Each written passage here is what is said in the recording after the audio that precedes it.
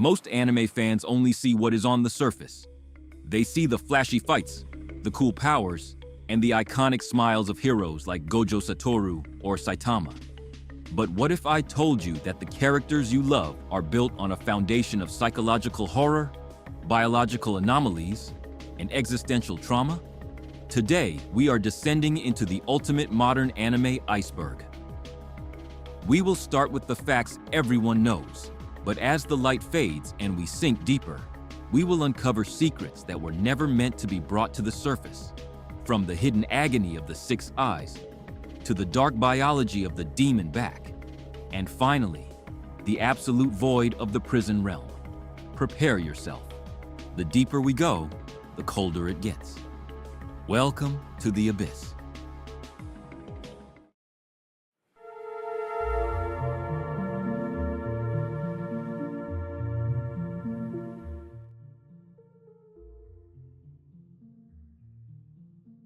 When you first witness Satoru Gojo, the strongest sorcerer of the modern era, one question immediately comes to mind.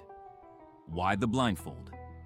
Many casual fans think it's just a high-fashion choice or a way to look intimidating. But the truth hidden beneath that fabric is far more taxing. Gojo possesses the six eyes, an extremely rare ocular jujutsu that allows him to perceive the world down to the atomic level. Imagine seeing every single molecule, every flicker of cursed energy, and every vibration in the air, all at once, with absolute clarity. For anyone else, this would be a dream. For Gojo, it's a non-stop sensory nightmare.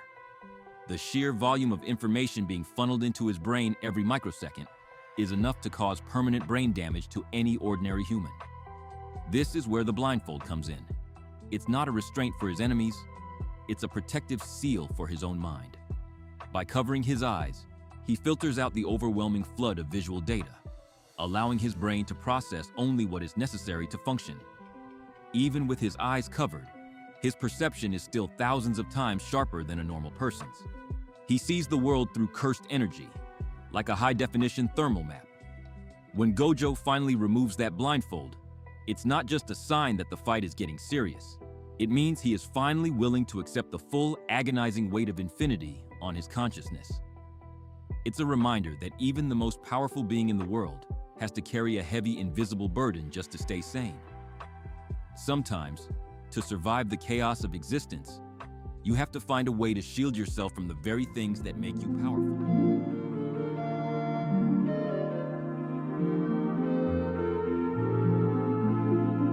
In the world of One Punch Man, the secret behind Saitama's godlike strength is often treated as a joke. 100 push-ups, 100 sit-ups, 100 squats, and a 10-kilometer run every single day. For a professional athlete or a dedicated bodybuilder, this routine is actually quite underwhelming. It lacks complexity, it lacks heavy resistance, and frankly, it shouldn't turn a regular human into a planet-shattering entity. But the true secret isn't in the numbers, it's in the break. You see, Saitama wasn't a genetic prodigy like Boros, or a martial arts genius like Garou. He was just an ordinary salaryman who pushed himself until his hair fell out and his bones felt like they were turning to dust. In the deep lore of the series, this is known as breaking the limiter. Every living being has a ceiling, a natural limit set by God to prevent them from losing their sanity or their humanity due to overwhelming power. Saitama didn't just train. He suffered through a mundane, repetitive hell until the universe itself had to rewrite the rules for him. His strength didn't come from the squats. It came from the sheer, stubborn refusal to stop when his body was screaming for mercy. It's a terrifying reminder that absolute power doesn't always come from the most complex methods. Sometimes, it comes from the most boring, soul-crushing consistency. But, as we see with Saitama, breaking your limits comes with a heavy price. The total loss of emotion, thrill, and the very thing that makes life exciting.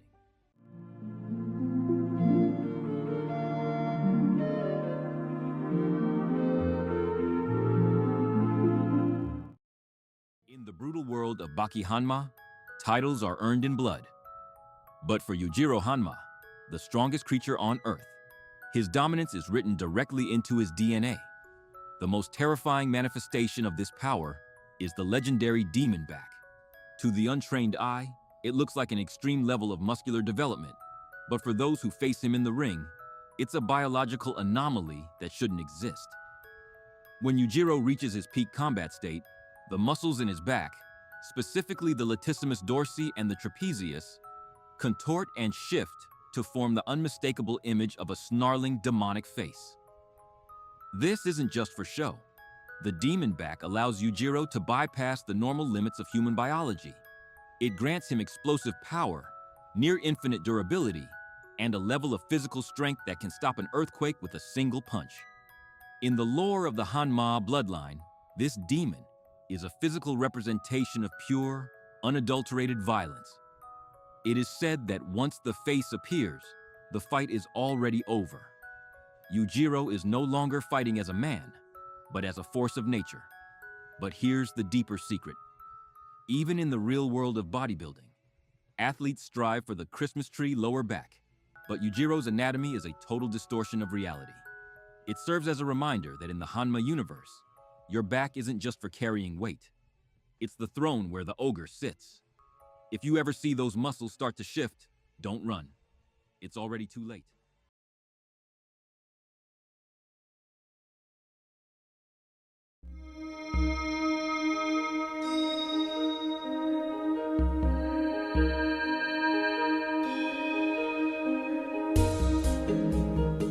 Toji Fushiguro is widely known as the Sorcerer Killer, a man who defied the entire Jujutsu world with zero cursed energy. He is cold, ruthless, and seemingly devoid of any human emotion.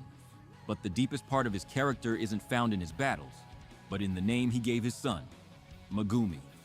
In Japanese, Megumi is a name typically given to girls, and it translates to blessing. For a man like Toji, who was treated like trash by the Zenin clan and stripped of his dignity because of his heavenly restriction, naming his son Blessing was his only act of rebellion against a cruel world. Despite abandoning him and selling him off to the Zenin, Toji's final moments revealed the truth. As he lay dying after his fight with Gojo, he didn't think about his pride or his loss. He thought of Megumi. He chose to leave his son in the hands of the strongest man alive, ensuring that Megumi would never have to live the life of a discarded weapon like he did. Toji Fushiguro died as a villain in the eyes of many, but the name Megumi proves that even a man with no soul left a piece of his heart behind.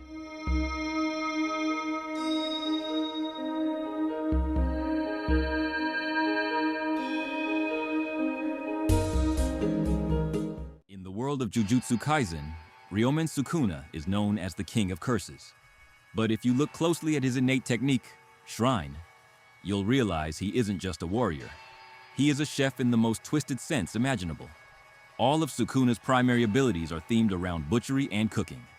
His two main slashing attacks, Dismantle and Cleave, are the precise tools of a master butcher used to prepare meat. His domain expansion, Malevolent Shrine, is essentially his personal kitchen where he has total control over the ingredients. Even his ultimate fire ability, Fuga or Furnace, is literally the heat used to cook what he has already sliced. But it gets darker. Sukuna isn't just a metaphor for a chef. He is a confirmed cannibal. In the Heian era, Sukuna didn't just defeat his enemies, he consumed them. This is why he has Uraume by his side. Uraume isn't just a loyal servant. They are a master chef, specialized in preparing human flesh, which is the only thing Sukuna finds worthy of his palate. Every battle Sukuna enters is, in his eyes, a dinner party where the opponent is the main course. When he fights, he isn't seeking honor or justice. He is looking for the best way to slice, sear, and swallow his prey. This realization turns Sukuna from a typical shonen villain into a primal, terrifying force of nature that views all of humanity as nothing more than livestock waiting for the slaughter.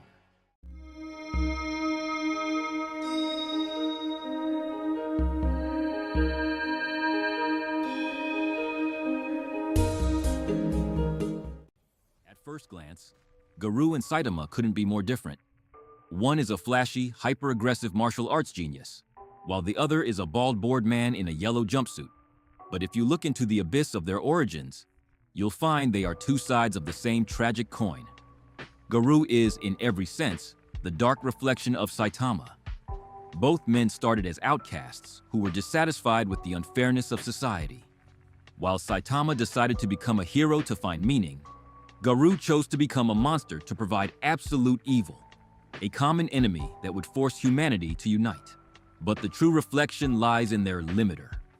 Saitama broke his limiter through mundane, repetitive effort, resulting in absolute power at the cost of his hair and emotions. Garou, on the other hand, tried to break his through near-death experiences and pure, concentrated hatred. During their cosmic battle, Garou's ultimate form, the cosmic fear mode, becomes a literal mirror. He begins to copy Saitama's every move, his every punch, and even his growth rate. He represents what Saitama could have become if he had allowed his frustration with the world to turn into malice instead of indifference. Saitama is the absolute good, who lost his spark, and Garou is the absolute evil, who is desperately trying to find his. Garou isn't just fighting Saitama to win. He is fighting the version of himself that succeeded in breaking the world's rules, only to find nothing but emptiness at the top. They are two gods standing in a void, staring at what they've lost.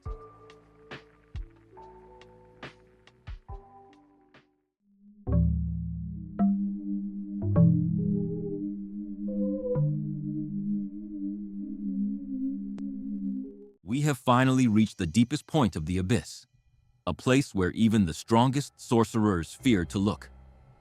For a long time, fans wondered about Yuji Itadori's superhuman strength and his perfect compatibility with Sukuna. The answer isn't just a miracle, it's a 1,000-year-old biological horror story. Yuji's mother, Kaori Itadori, was long dead before his birth. The woman who birthed Yuji wasn't truly Kaori. She was a vessel controlled by Kenjaku, the ancient brain-hopping parasite. Kenjaku literally inhabited the corpse of Jin Itadori's wife to ensure that the perfect vessel for Sukuna was born.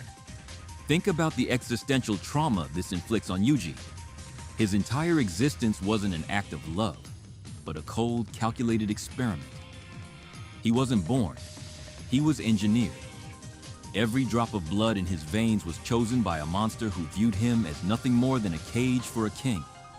Finding out that your mother is a 1,000-year-old brain with stitches on her forehead, a creature that has orchestrated countless deaths, is a level of psychological horror that most shonen protagonists never have to face.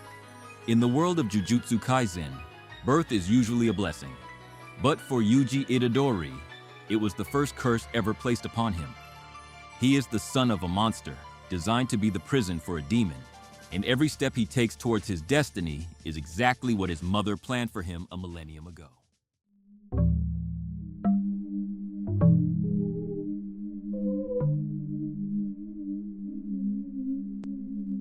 As we descend into the darkest corner of the Baki universe, we encounter a fact so bizarre and overwhelming that many fans refuse to believe it's canon. But in the pages of the manga, it is explicitly stated, Yujiro Hanma is so masculine that he perceives every other biological male on the planet as a female. This isn't a metaphor. It's a biological reality within the Hanma bloodline. Yujiro's testosterone levels are so astronomically high, so far beyond the human scale, that his brain literally cannot recognize other men as his equals in gender.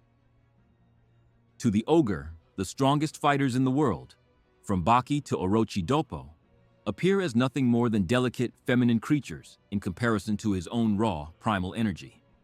This realization adds a terrifying layer to his character. It explains his utter lack of empathy and his hyper-aggressive dominance over everyone he meets. He doesn't just see himself as the strongest, he sees himself as the only true man in a world of lesser beings. In the eyes of Yujiro Hanma, the entire human race is his playground, and everyone else, regardless of their strength, is viewed through a lens of absolute biological inferiority. It is the ultimate expression of the Hanma curse, to be so powerful that you are forever isolated from the rest of humanity.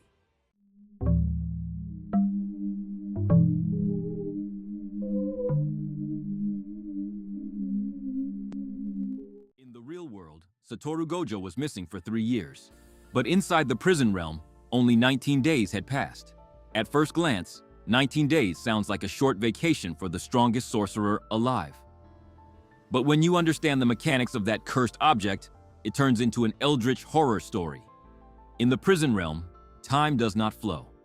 Physical needs like hunger, thirst, and sleep are completely negated. You are left with nothing but your own consciousness in a void of absolute darkness. Now imagine being the man with the 6 eyes. Gojo's brain is designed to process infinite amounts of information every second. What happens to a mind built for everything when it is forced to stare into nothing for nearly 3 weeks? Many fans believe that Gojo spent those 19 days in a state of sensory deprivation that would drive any other human to immediate insanity. Without the flow of time, those 19 days could have felt like 19 centuries. He was trapped in a box filled with the skeletons of those who failed before him, surrounded by a silence so heavy it felt like lead. When Gojo finally emerged, he wasn't the same man who was sealed. His eyes were colder, his aura more lethal. He didn't just survive the prison realm, he endured a psychological weight that no amount of power could lift. It's a chilling reminder that even for the strongest being in existence, the greatest enemy isn't a curse or a god. It's the crushing weight of your own mind when it's left with nothing to hold on to. He carried the weight of infinity in a box, and he came out ready to burn the world down.